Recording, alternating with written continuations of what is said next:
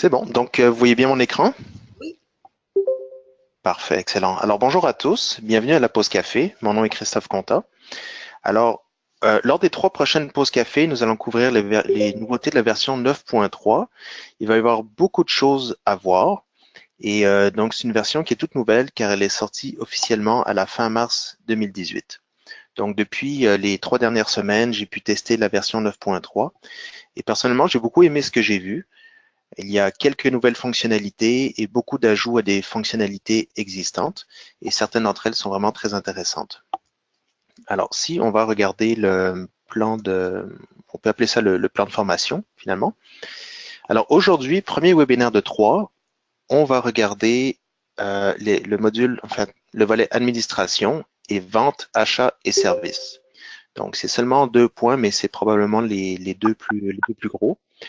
Et au cours des 2 prochaines sessions, on pourra regarder la gestion financière, gestion de projet, production, stock et distribution, CRM, et on va survoler plateforme extensibilité et gestion du cycle de vie.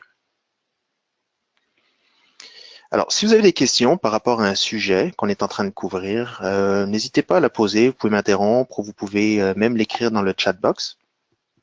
Et tout au long de la présentation, on va se référer à ce document qui va nous servir de plan de formation. Alors, commençons par la fonctionnalité importer d'Excel. Alors, vous savez, il est possible depuis longtemps d'importer certains objets depuis Excel. Et avec la 9.3, on en ajoute 3. Donc, les écritures au journal, les soldes d'ouverture et les numéros de série et de lot. Alors, comment ça se présente? Ici, au niveau, par exemple, si on prend les écritures de journal, on a une nouvelle fonctionnalité qui s'appelle importer depuis Excel. Alors, on va faire une différence entre copier-coller depuis Excel et importer depuis Excel. Ici, j'ai fait quelques screenshots. Le premier qu'on voit en haut, c'est importer depuis Excel. Et le deuxième, c'est copier-coller depuis Excel. Alors, si on veut faire un copier-coller depuis Excel, par exemple pour une écriture, c'est qu'on va créer une écriture manuellement. Donc, on va rentrer les dates, on va rentrer une remarque et on a tout simplement au niveau des lignes de détail, on veut, si on a une grosse écriture à faire, on a beaucoup de comptes de grands livres avec les colonnes débit-crédit. On va simplement copier nos 4 colonnes et on va les coller dans une écriture. Par contre, la fonctionnalité import depuis Excel, qui est nouvelle, ce qu'on va faire, c'est qu'on va importer l'écriture au complet. Donc, c'est-à-dire que notre fichier il va comprendre à la fois une en-tête à la ligne 1 avec euh, les dates, nos 3 dates et certaines remarques. Et il va comprendre aussi les lignes de détail. Donc, si vous faites un fichier avec toutes ces informations-là, vous pouvez tout simplement l'importer en une seule fois en cliquant sur Importer depuis Excel. Et les champs qu'on voit ici, donc le type d'enregistrement, les séries, etc., c'est la structure à laquelle doit ressembler notre fichier Excel. Donc, le fichier que je vous ai montré, il a une structure qui est exactement la même que ce qu'on voit ici à l'écran. Et on a simplement à cliquer sur les 3 petits points Fichier à importer et ça va faire le travail. Alors, bon, c'est une fonctionnalité qui complète très bien le copier-coller qu'on connaît déjà. Et ça fonctionne très bien aussi au niveau des écritures au journal. Ça complète très bien les écritures périodiques et les modèles d'écriture. L'autre option qui est intéressante, c'est pour importer les numéros de série et les numéros de lot. À ce moment-là, c'est un modèle qui est très simple. On a tout simplement besoin de 2 colonnes minimum, le numéro de lot ou le numéro de série et la quantité. Si je fais une prise d'inventaire, un ajustement d'inventaire ou même une réception et que j'ai beaucoup de numéros de lot, à ce moment-là, un fichier Excel va me faire sauver du temps. OK, donc ça complète la partie sur importer depuis Excel. Les groupes d'utilisateurs. À quoi ça sert un groupe d'utilisateurs? Si vous avez une dizaine, une vingtaine d'utilisateurs dans votre entreprise, c'est beaucoup plus facile à gérer si vous avez un groupe d'utilisateurs que si vous avez 20 utilisateurs qui ont chacun leurs propres autorisations. Donc, à un moment donné aussi, on peut s'y perdre rapidement si chacun a ses autorisations. Alors, ce qui est nouveau avec 9.3, c'est pas les groupes d'utilisateurs en tant que tels, c'est qu'on y a rajouté plusieurs fonctionnalités. Par exemple, on va aller ouvrir dans Administration, Définition, Généralité et Groupe d'utilisateurs. Alors, ce qui est nouveau, c'est qu'en plus d'avoir des groupes d'utilisateurs de type autorisation, maintenant, on peut aussi avoir des groupes d'utilisateurs pour les fonctions d'alerte. Donc, c'est le même principe. Si j'ai besoin d'envoyer une alerte à plusieurs personnes, par exemple des gens qui sont en finance ou dans l'inventaire, au lieu d'aller cocher individuellement chacun de mes utilisateurs, je vais me créer un groupe d'utilisateurs fonction alerte et je vais associer mon alerte à ce groupe-là. Même chose pour les options formulaires. On le sait, hein, quand on crée un nouvel utilisateur, les colonnes qu'il va avoir dans SAP ne sont pas nécessairement celles qu'on veut. Il manque toujours des colonnes importantes ou il y en a toujours de trop, ou elles ne sont pas dans le bon ordre. Alors, à ce moment-là, beaucoup plus facile de créer un nouvel utilisateur. On crée tout simplement notre code et on l'associe à un groupe d'autorisation et à un groupe d'options de formulaire. Et ça a pris quelques minutes pour nous créer un utilisateur. Finalement, on a aussi les modèles de configuration de UI, utilisateur interface. Cependant, je ne le recommanderais pas encore en tout cas, parce que dans le passé, on s'est rendu compte que c'était pas tout à fait robuste comme façon de faire, les templates UI. Mais pour ces trois premières fonctionnalités, c'est vraiment une belle amélioration.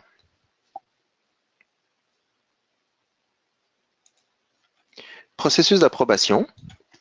Là encore, une belle amélioration, c'est qu'en fait, ce que ça permet de faire maintenant, la nouvelle fonctionnalité dans 9.3, c'est que si, admettons, j'ai créé une commande client et qu'elle s'en va dans un processus d'approbation, avant, on ne pouvait pas faire de modification. Maintenant, je peux faire une modification dans le document, qu'il ait été approuvé ou pas. Donc, soit il est encore dans un draft et je peux faire une modification, soit il était approuvé par l'approbateur et je peux quand même aller faire une modification. Ce que ça va faire, c'est que ça va renvoyer une alerte à l'approbateur et il va pouvoir aller approuver la modification. Donc, ça offre beaucoup plus de flexibilité dans le processus d'approbation. Copie des options formulaires, ben, on en a parlé un petit peu. En fait, c'est tout simplement la façon, ça va avec les groupes d'utilisateurs. En fait, c'est que la façon dont on va se créer un groupe d'utilisateurs de type option de formulaire, c'est qu'on va le faire, on va se faire une option de formulaire très bien pour un utilisateur. Donc, on va mettre les colonnes exactement dans l'ordre qu'on veut. Et ensuite, on va le copier non pas à un autre utilisateur, mais à des groupes d'utilisateurs. Et suite à ça, on va associer nos utilisateurs à ce groupe. Voilà, donc c'est tout simple. Support pour mes options. Ça, c'est une très très belle amélioration qui va simplifier de beaucoup la gestion de l'affichage par utilisateur. Donc, ce qui se passe, c'est qu'on a un nouvel icône ici qui s'appelle Mes options personnelles. On va cliquer dessus et ça va nous ouvrir une fenêtre d'utilisateur. Alors, cette fenêtre d'utilisateur, on la connaît, on l'a déjà vue. Cependant, avant, tout ce qu'on voyait, c'est le nom, le numéro de téléphone, le email et quelques autres informations par rapport à un utilisateur. Si on voulait, pour un utilisateur en particulier, changer le délai avant le blocage d'écran ou changer la fréquence de contrôle des messages, il fallait aller nécessairement dans les options générales. Et on sait qu'on ne veut pas nécessairement donner accès aux options générales à n'importe qui dans l'entreprise. Autre exemple, si on voulait modifier la police des caractères ou la taille des caractères pour un utilisateur, il fallait aller lui créer une valeur par défaut, pour lui ou pour un groupe d'utilisateurs. Alors, on a encore toutes ces options-là dans les options générales. Cependant, maintenant, on peut aller le spécifier pour un utilisateur donné. Donc, beaucoup plus simple de donner accès à un utilisateur à ce qu'il a besoin. Et aussi, et surtout, ça permet une meilleure compréhension de ce qui s'applique en termes de configuration, de ce qui s'applique à la compagnie et ce qui s'applique à l'utilisateur. Donc ici, je vous invite à vérifier, quand vous aurez accès à la version 9.3, à vérifier toutes les nouvelles options que ça permet.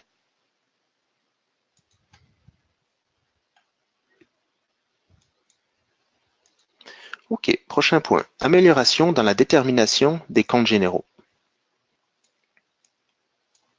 OK, on va y aller comme ça. Alors ça, c'est dans le module Administration, Définition, Gestion financière et Liens comptables. Alors vous savez, la façon dont fonctionnent les liens comptables dans SAP depuis toujours, on peut aller ventiler les revenus, les dépenses et autres comptes selon le magasin, selon le groupe d'articles, ou même on peut y aller au niveau de l'article. Et puis, il y a quelques années, on a ajouté une détermination étendue. Donc, ce que ça permet de faire, c'est que ça nous permet de déterminer une matrice de décision.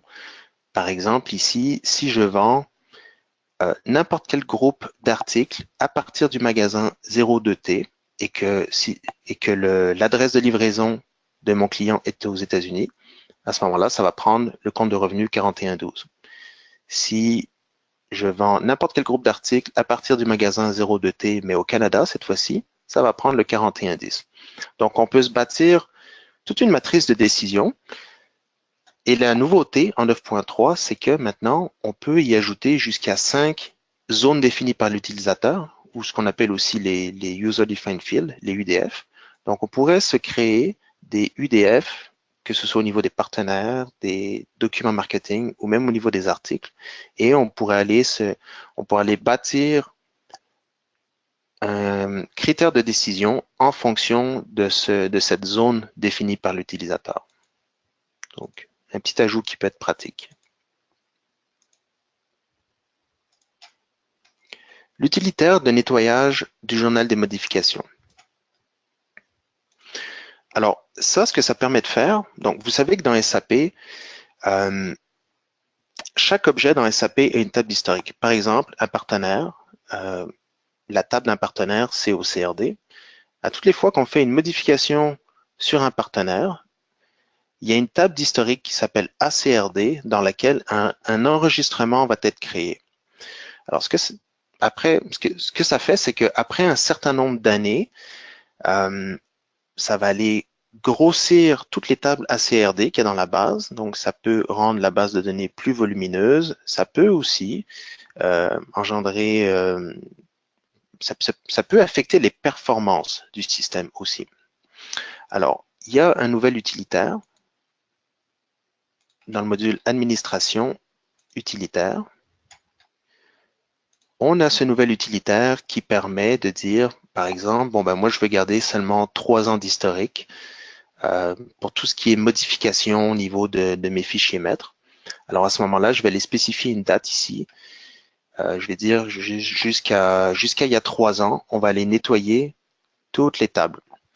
Et donc, avant de procéder, c'est super intéressant comme outil. Par contre, avant de procéder, je vous dirais de vérifier avec vos auditeurs si c'est bien la bonne chose à faire et aussi de prendre une sauvegarde de la base de données. Donc, si vous voulez, vous pouvez ouvrir un billet chez Forgestic et on va prendre un backup de la base pour vous.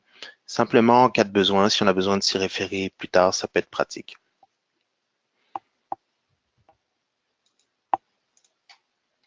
OK, donc, amélioration du workflow, prochain point.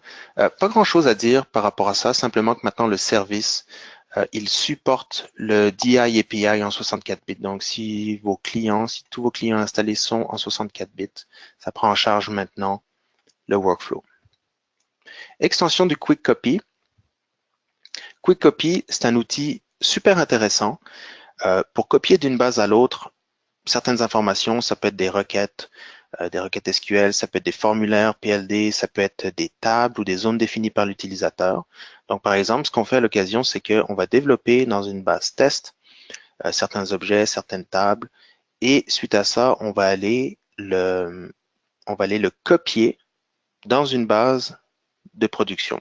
Donc, au lieu de tout refaire le travail manuellement, ce qu'on fait, c'est qu'on utilise Quick Copy.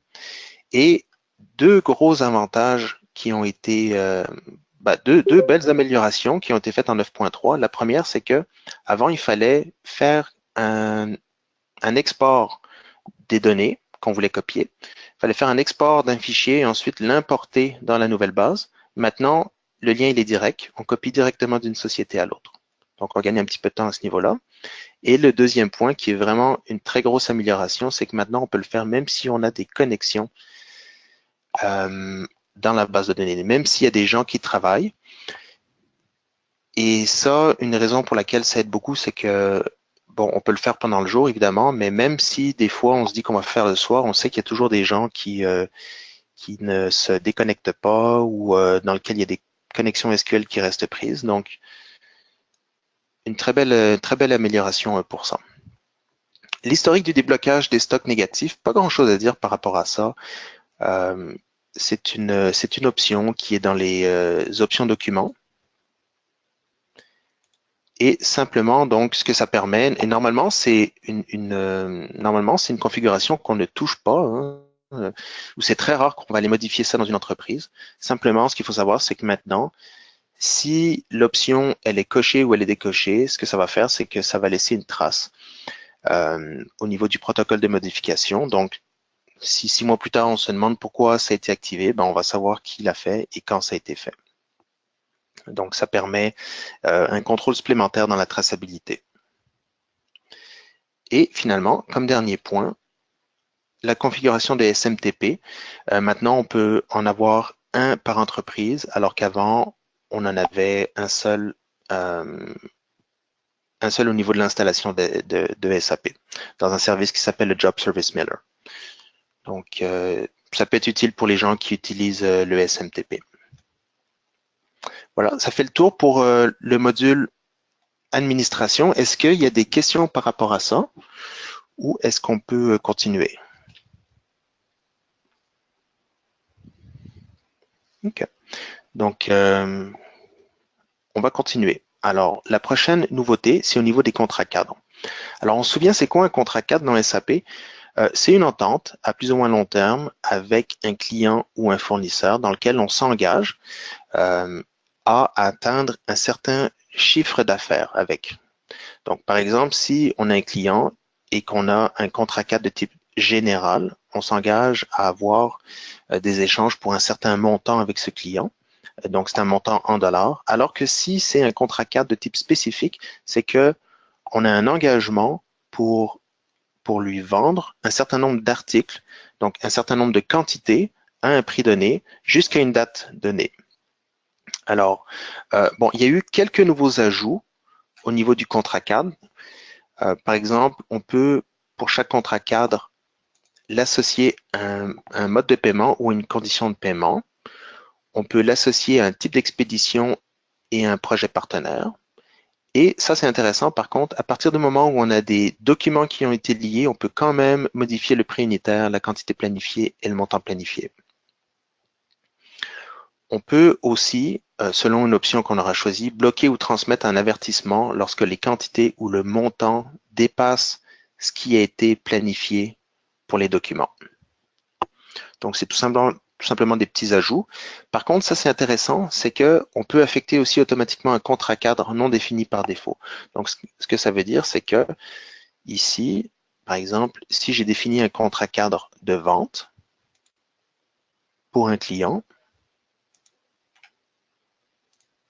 à partir du moment où je vais faire bon, là ici, il n'est pas approuvé, là, mais s'il était approuvé, à partir du moment où je vais créer une vente pour ce client-là et pour cet article-là, eh bien, nécessairement, il va aller chercher ce contrat cadre. Le lien va se faire automatiquement. Donc, ça, c'est une belle nouveauté. Sinon, les contrats cadres sont inclus au niveau des analyses de vente, donc dans le rapport Sales Analysis. Maintenant, on peut aller faire un regroupement par contrat cadre, ce qu'on ne pouvait pas avant. On peut spécifier une devise et un taux de change pour un client qui serait dans une devise étrangère. Et ça, c'est intéressant aussi, c'est que les contrats cadres sont désormais intégrés au processus d'approbation. Donc, selon le même principe qu'on a vu un petit peu plus tôt, on peut, dans la fenêtre de contrôle des approbations, on peut aller dire que ça s'applique maintenant au contrat cadre. Christophe, juste 2 secondes pour ceux qui sont Oui, inscrits en anglais. Le contre-cadre, c'est le blanket agreement. Fait c'est ça. En cas, fait que, puis si jamais quelqu'un veut de quoi là-dessus, j'ai des webinaires sur le blanket agreement si vous voulez creuser un petit peu plus là-dedans. Mais il y a beaucoup de nouveautés dans la version 9.3 là-dessus. Je voulais juste Oui, mettre. c'est ça. Oui, c'est ça. Blanket agreement. Excuse-moi, Christophe. Oui. C'est Richard, j'ai une petite question au niveau. Si tu changes les conditions d'un blanket et tu reviens dans le passé, les transactions historiques vont continuer à être présentées avec les anciens termes du blanket et les nouvelles avec les nouvelles conditions. Alors, si, excuse-moi, la question c'est? Si tu changes les conditions sur un blanket, tu Oui. changes le prix, admettons. Le prix. OK. Oui. Tu peux changer le prix, j'imagine. Tu as dit qu'on pouvait Oui. maintenant. Donc, suite à certaines, disons, livraisons, on change le prix. Oui. Puis on revient dans l'historique. On va voir clairement là, que certaines livraisons ont été faites avec un certain prix et d'autres livraisons avec un autre prix. Puis on va être capable de figurer qu'il y a eu un changement effectivement là, facilement. Ça, c'est pas une affaire, autrement dit. Non, non, je ne l'ai pas testé, mais je suis à peu près certain qu'il n'y aura pas de modification dans le passé. Et on va le voir dans les protocoles de modification s'il y a eu des changements. Puis quand on regarde les résultats, on peut facilement revenir au blanket puis voir qu'il y a eu effectivement un changement qui avait été autorisé. Oui, absolument. OK. Merci.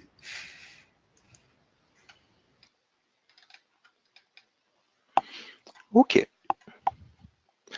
Donc, le prochain point, c'est la gestion des campagnes.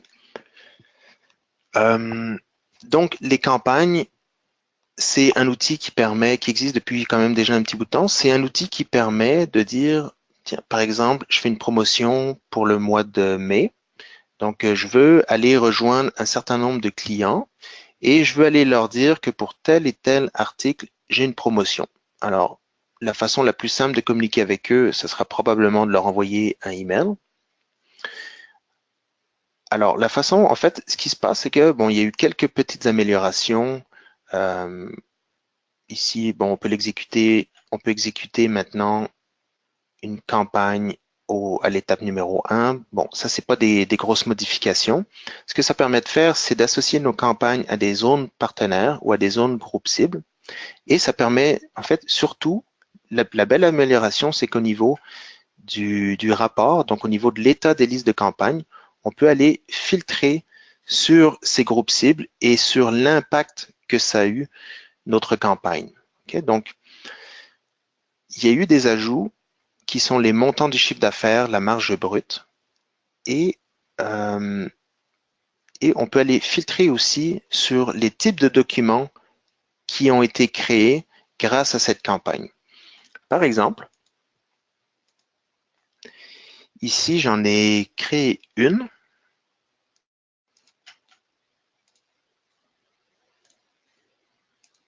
Donc, j'ai créé une campagne, mais je ne l'ai pas créée manuellement. J'ai utilisé l'assistant de génération. Et ce que j'ai fait, c'est que c'était une campagne pour promo du mois de mai 2018. Donc, je suis allé rejoindre ces 3 clients-là.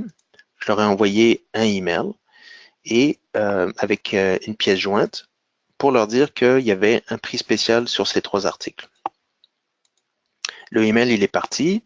Suite à ça, il y a 2 choses qui peuvent arriver. Soit les gens ne répondent pas à cette campagne, soit les gens y répondent. Et j'ai la possibilité, pour chacun des clients qui a été rejoint, d'aller spécifier s'il était intéressé ou s'il n'est pas intéressé. Et s'il a été intéressé, il est possible que le client soit devenu, c'est-à-dire il est possible que le client m'ait acheté de la marchandise, donc on aurait une facture client, ou on aurait une opportunité commerciale ou une offre de vente. Donc ici, dans ce cas-ci, pour un des clients, j'ai associé une facture qui est la 349 pour un montant de 2 900 $ avant les taxes. Et là où ça devient intéressant, c'est que au niveau des états sur les partenaires, on va aller exécuter un rapport qui s'appelle liste des campagnes, Donc, on peut aller filtrer ici sur les types de groupes cibles qu'on a spécifiés pendant la génération de la campagne. Et on peut aller filtrer ici sur les types de documents. Okay, donc, si je veux voir quelles sont les nouvelles opportunités commerciales qui ont été générées par cette campagne, je peux ici. Ou si je veux aller voir seulement les types de réponses qui ont été intéressées, on peut. Ici, on va laisser tous les champs ouverts. Et ce que ça me dit, c'est que pour cette campagne promo mai 2018, donc j'ai une date de lancement puis j'ai une date de fin. J'ai un client ici pour lequel j'ai une facture, donc pour un montant de 2 900 $ avec une marge brute de 264. Ça me dit que j'ai 3 partenaires qui ont été contactés, dont 2 qui ont répondu. Et j'ai pas eu de nouveaux prospects, j'ai pas eu de nouvelle opportunité. J'ai eu simplement une nouvelle vente ici. Donc c'est quand même, je trouve que c'est quand même intéressant parce que ça permet de comprendre l'efficacité d'une campagne. Et ça, en fait, ça, la différence par rapport à avant, c'est que ça nous donne un petit peu plus de rétroaction. Okay. On va passer à la suite. Accord sur les articles de retour, les RMA. Ça, c'est une super belle nouveauté. Donc, c'est quelque chose qui manquait depuis longtemps dans SAP. Ça fonctionne aussi bien pour le côté client que le côté fournisseur.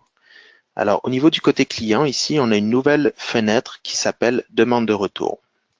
Donc, en fait, c'est quoi cette demande de retour? C'est une étape qui intervient avant le retour effectif des articles. Ça inclut les quantités et les prix convenus, ainsi qu'une information sur les raisons de retour.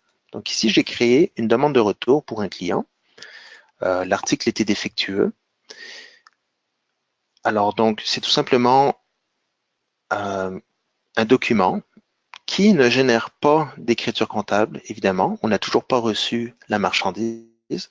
Par contre, l'intérêt, c'est que ça va avoir un impact sur les quantités commandées, ou si on était au niveau du fournisseur, sur les quantités confirmées. Donc, je vais le voir si je regarde mes quantités disponibles à la vente. Je vais le voir ici que j'ai un retour qui est planifié pour cette date-là, pour le 20-04. Donc, l'avantage, alors, je peux donner à mon client le numéro de retour, qui est le numéro 1. Je pourrais même lui envoyer un rapport de ça. Je pourrais lui envoyer une confirmation. Mais bon, d'habitude, un simple numéro, ça peut suffire. Et 2 avantages. Le premier, c'est qu'on peut associer cette demande de retour à un appel de service si on utilise les appels de service. Et on peut voir aussi cette demande de retour dans le rapport document en cours. Donc ici, dans l'état des ventes, le rapport document en cours. On va le voir ici qu'on a une demande de retour. Donc, à ce moment-là, les personnes à la réception dans l'entrepôt, ils savent à quoi s'attendre, ils savent qu'il va y avoir des retours avec, on a une date d'échéance ici qui serait notre date de retour, le 20-04. Donc ça, c'est vraiment une très belle nouveauté. Excuse-moi, Christophe. Oui? Est-ce que l'outil permet aussi de communiquer avec le client, envoyer comme un numéro d'autorisation de retour? On pourrait soit, si on a la personne au bout du fil, on peut lui dire simplement. Sinon, on peut toujours, un peu comme toujours dans SAP, on peut toujours faire un PDF et ensuite l'envoyer par email où on a les fonctionnalités aussi d'envoi par email dans SAP. Donc, je pense que ça serait les 2 façons de communiquer. Là. OK. Par PDF, par email. OK, merci. OK. Le prochain point, les prix toutes taxes comprises. Ça aussi, c'est une nouveauté qui permet l'utilisation des prix toutes taxes comprises dans les documents. Alors, c'est quelque chose, je ne sais pas si c'est quelque chose qui va être très utilisé au Canada. C'est peut-être plus utile en Europe, mais en tout cas, on va quand même en parler. C'est quelque chose qui sera adapté au commerce de détail aussi. Alors, en fait, la façon dont ça fonctionne, c'est que il faut activer, on a une configuration à activer dans le module administration, initialisation système et détail entreprise. Ici, donc activer la séparation des prix hors taxes et toutes taxes comprises. C'est une configuration qui est irréversible. À partir du moment où on l'active, on ne peut plus revenir en arrière. La façon de gérer ça, c'est très simple. Hein. Ça gère exactement de la même façon que les listes de prix. Donc, ce que ça nous prend, c'est une liste de prix, toutes taxes comprises.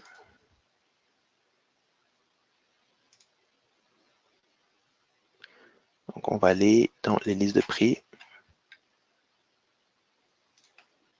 Ici, sur la ligne 7, j'ai une liste de prix qui est toutes taxes comprises. Ici, on le voit qu'on a une colonne prix TTC. Comment on est allé l'activer? C'est en double cliquant sur la liste de prix et on va aller l'associer prix TTC. Ça nous prend un client qui est associé à cette liste de prix TTC. J'en ai un ici.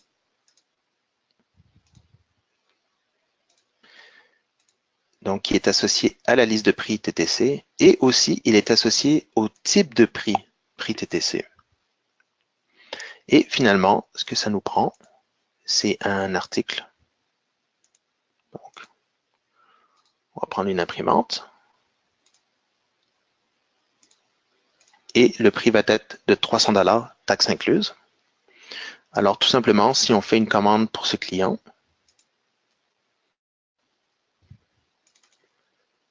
donc, regardez ici, le type de prix, il s'est mis TTC, mais je pourrais encore le modifier pour aller à hors taxe. Mais par défaut, il est allé prendre la configuration qui est au niveau du client. Donc, si on prend notre imprimante, ce que ça fait, c'est que on a un prix TTC de 300 $ et SAP est allé calculer le prix unitaire avant les taxes. Donc, c'est très simple.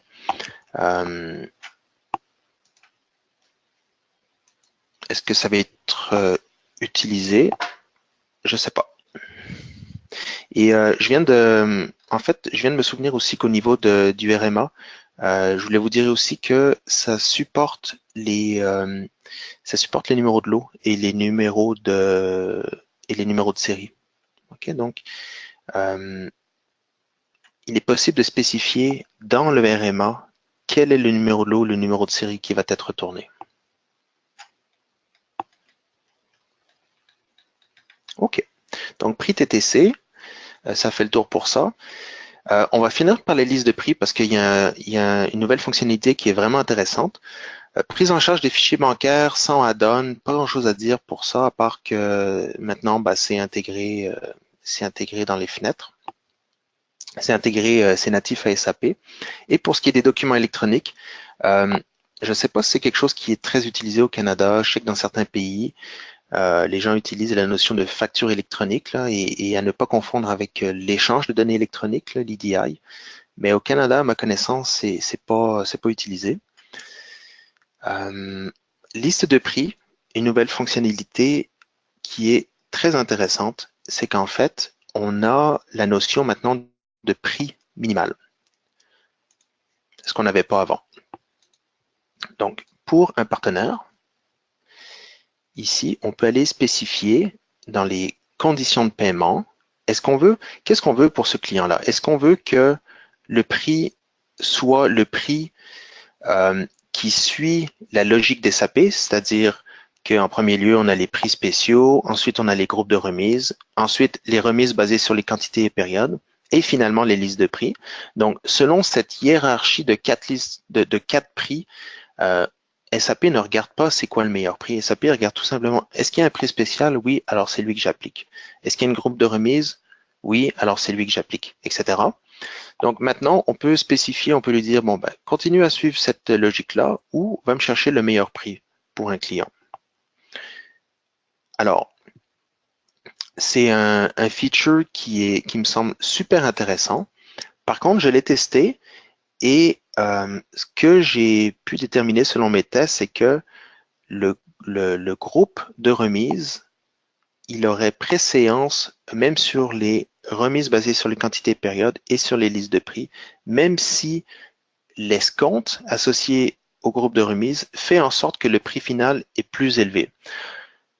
Donc, autrement dit, ça marche bien quand il n'y a pas de groupe de remise. Il va aller me chercher le meilleur prix, mais à partir du moment où j'ai un groupe de remise, il va avoir préséance sur les remises basées sur les quantités périodes et sur les listes de prix. Je ne sais pas si c'est normal ou si c'est un petit bug, là, un petit bobo de jeunesse d'SAP. J'ai ouvert un billet il y a quelques jours et j'attends des nouvelles. Peut-être que je pourrais vous en reparler dans 2 semaines si j'ai eu des nouvelles. Mais ceci dit, c'est quand même une fonctionnalité qui vaut la peine d'être explorée. Voilà, donc je suis content, j'ai pas trop dépassé. Ça fait le tour pour les deux premiers modules. Est-ce que vous avez des questions?